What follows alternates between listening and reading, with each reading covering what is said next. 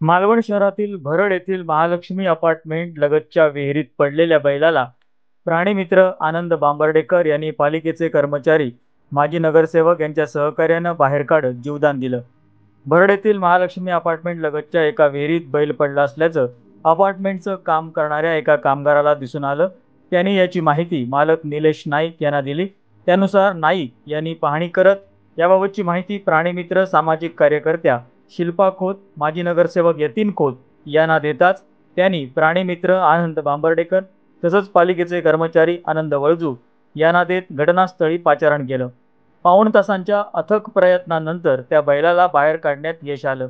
विहिरीत मोठ्या प्रमाणात पाणी असल्यानं त्या बैलाच्या जीविताला धोका निर्माण झाला होता. मात्र त्याला वाचवण्यात यश आल्यानं माजी नगरसेवक यतीन खोत यांनी प्राणीमित्र आनंद बांबर्डेकर आणि पालिकेचे कर्मचारी यांचे आभार मानले. Bureau news, sky news today, Malvan.